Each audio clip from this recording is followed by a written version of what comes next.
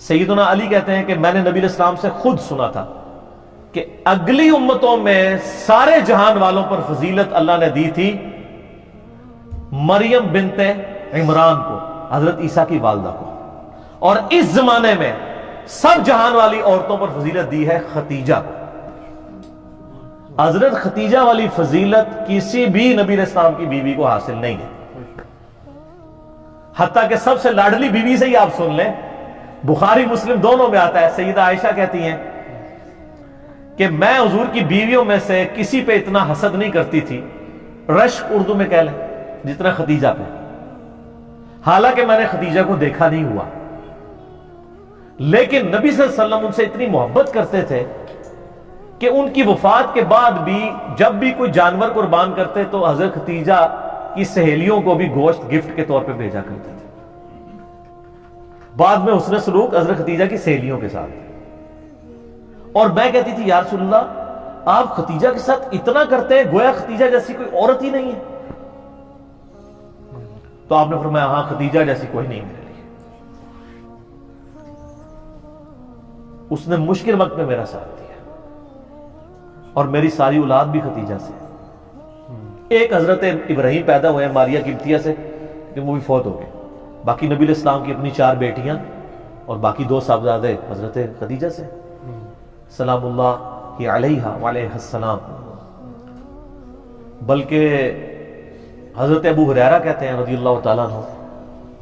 بخاری مسلم دونوں میں، کہ ایک دفعہ حضرت ختیجہ جو ہے وہ سالن پکا کے کھانا نبی علیہ السلام کے لیے لے کے آ رہی تھی، تو نبی علیہ السلام نے ہمیں خود یہ بات سنائی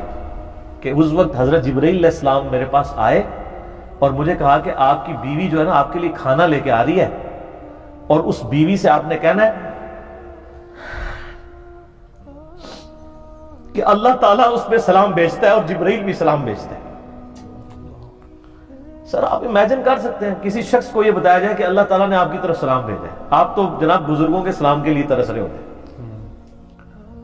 تو حضرت خدیجہ جب وہ کھانا لے کے حضور کے سامنے رکھا تو آپ نے فرمایا کہ اللہ تعالیٰ نے تیرے لیے سلام بھیجوایا اور جبرائیل علیہ السلام۔ یہ حدیث بخاری مسلم دونوں میں، اور وہ حدیث بڑی رکت انگیز ہے جی، ابو داؤد کے اندر اور مسند احمد کے اندر، کہ نبی علیہ السلام کا ایک داماد جو اس وقت تک کافر تھا، غزوہ بدر کے موقع پر ابو العاص، وہ کافروں کی طرف سے لڑنے آیا ہوا تھا تو وہ جنگی قیدی بنا لیا گیا۔ اب ظاہر قیدی کے لیے تھا کہ فدیہ دے کے چھوڑا جائے گا، فدیے کے لیے مال دینا پڑتا تھا۔ اب اس کی جو بیوی ہے وہ سیدہ زینب نبی علیہ السلام کی بیٹی، جن کی آگے سے وہ بیٹی ہیں جو حضور کی نواسی ہیں، امامہ بنت ابی العاص، جن کے بارے میں صحیح بخاری میں آتا ہے کہ نبی علیہ السلام ان کو گود میں اٹھا کے نماز پڑھا کرتے تھے، جس طرح حسن و حسین تھے اس طرح وہ بھی تھی۔ امامہ، یہ لفظ ویسے لوگ امامہ پڑھتے ہیں، یہ الف کے اوپر یعنی حمزہ کے اوپر پیش ہے، امامہ بنت ابی العاص۔ تو سیدہ زینب نے اپنے گلے کا ہار، یہ صحیح سند کے ساتھ ہے، ابو داؤد میں مسند احمد میں، اپنے خامند کی رہائی کے لیے فدیے کے طور پہ حضور کو بھجوایا، کیونکہ ان کو پتا تھا کہ نبی علیہ السلام تو کوئی سفارش قبول نہیں کریں گے، انصاف تو سب کے لیے۔ اب وہ ایک ایک کر کے قیدی چھوڑے جا رہے ہیں، نبی علیہ السلام کو اعتماد میں لیا جا رہا ہے، ٹھیک ہے کہ جی اس نے یہ دیا مال، اس نے یہ دیا، حتیٰ کہ جب وہ ہار حضور کے سامنے آیا تو آپ صلی اللہ علیہ وسلم پہ رکت آ رہی ہوگی، رکت کے الفاظ ہیں، رونا شروع کر دیا آپ نے، کیونکہ وہ ہار حضرت ختیجہ کا ہار تھا جو انہوں نے شادی کے موقع پہ اپنی بیٹی زینب کو گفٹ کیا ہوا تھا۔ اب حضور کے سامنے وہ ہار ہے تو آپ نے رونا شروع کر دیا۔ آپ نے باقی صحابہ کو جمع کر کے کہا کہ اگر تم مجھے اجازت دو تو یہ ہار جو ہے نا میں بیٹی زینب کو واپس کر دوں۔ اجازت لی، کیونکہ یہ میری یعنی بیوی کا ہار ہے جو اس نے اپنی بیٹی کو گفٹ کیا تھا۔ وہ خیر واپس کر دیا،